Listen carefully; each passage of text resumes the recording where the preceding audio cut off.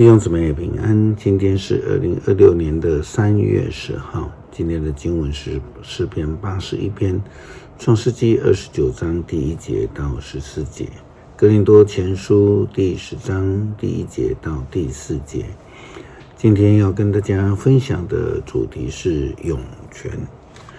人呢，可以几天不吃东西，如果他有补充水分的话，或许可以存活3周到2个月。但是如果缺水，则是非常致命的。根据医学的统计呢，人如果完全没有摄取水分，大概只有能够存活3天到7天。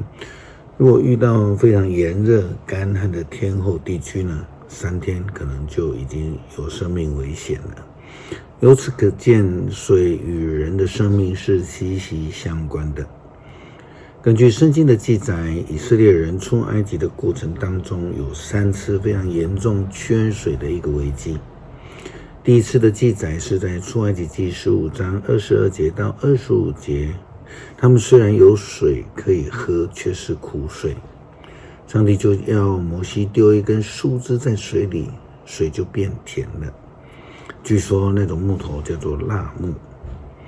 第二次是米利巴的缺水事件，记载在出埃及记17章第1节到第7节。第3次缺水是在出埃及第40年的时候，以色列人在加底斯遇到了没有水喝的一个状况，他们就埋怨了摩西与上帝。上帝就吩咐摩西用牧人的杖敲击磐石。也因为这一次的事件呢，摩西向上帝来发脾气。摩西和第一代的出埃及的以色列人呢，因此就不被上帝允许来进入迦南地。这几个事件让我们再次的提醒我们水跟生命的关系。因此圣经记载的除了吃以外，提到水的几率非常的高，非常的高。那并且直接跟生命的议题有关在昨天的经文跟今天的经文当中，我们都看到牧羊人呢需要水的资源。然后有看到以撒娶妻，还有雅各也都是以井水还有泉水作为结连婚姻的一个关系的开始。创世纪29章第1节到14节，雅各继续他的行程，来到东方人的地方。他在田野看到一口井，有3群羊躺在井边，牧羊人给羊群喝的水都是从这口井取来的。井口有一块大石头，羊群到齐，牧人就滚开井口的大石头，给羊群喝水，然后再把井口盖起来。雅各问那些人，朋友们，请问你们从哪里来？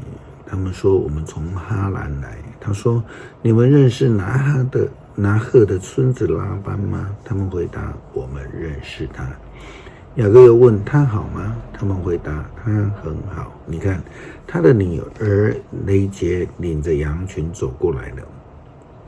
雅各说，太阳还高，没有把羊关起来的时候，为什么不给羊喝水，让他们回牧场吃草呢？他们回答，我们要等羊都到齐了，牧人一起把井口的石头滚开，才能给羊喝水。雅各还跟牧人说话的时候，雷杰领着父亲的羊就到了，因为她是个牧羊女。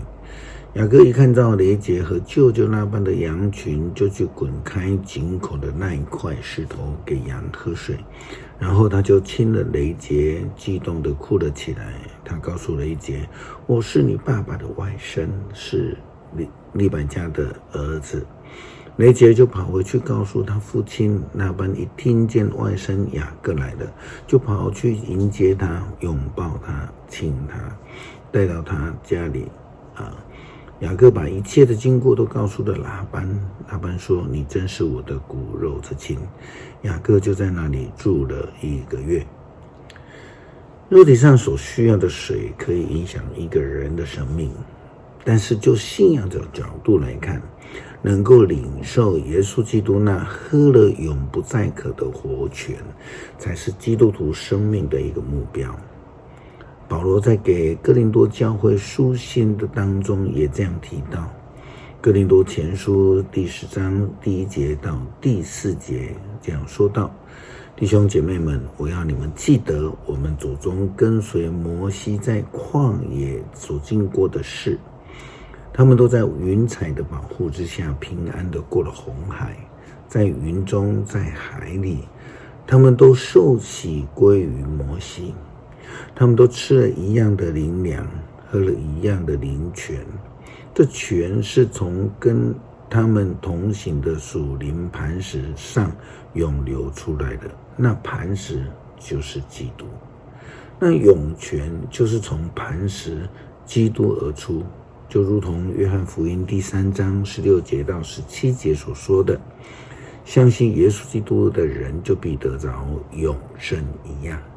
诗篇81篇，要向护卫我们的上帝欢呼，要歌颂雅各的上帝，要歌唱，要打鼓，要用竖琴和弦琴弹奏美妙的音乐，要在初一15吹号角庆祝。这是给以色列的律例，给雅各上帝的命令。他在出发攻击埃及的时候，把这诫命颁给了以色列人。我听见有陌生的声音说，我把你肩上的重担都移去，我使你放下装满砖块的篮子。你遭难的时候呼求我，我救了你。我从风暴当中隐秘处应答你，我在米利巴水泉边考验你。我的子民啊，听我的劝告吧。以色列啊，我多么希望你们能够听从我。你绝不可侍奉外族的神，不可做敬拜我以外的神。我是上主你的上帝，我从埃及带你出来。张开你的口吧，我要喂饱你。但是我的子民不听我的话，以色列不服从我，所以呢，我任凭他们玩梗，继续他们愚妄的行为。我多么希望我的子民听话，我多么希望他们能够服从我。我要迅速击败他们的仇敌，征服所有敌对他们的人。恨我的人要屈服在我的面前，他们要受永恒的惩罚。但是我要给你们最好的麦子吃，让你们享受野蜜的美味。谢谢基督，谢谢上帝的宏恩，他赏赐我们永恒的生命，让我们得以领受永活的泉源。这样感谢祷告，奉主耶稣基督的圣名求，阿们。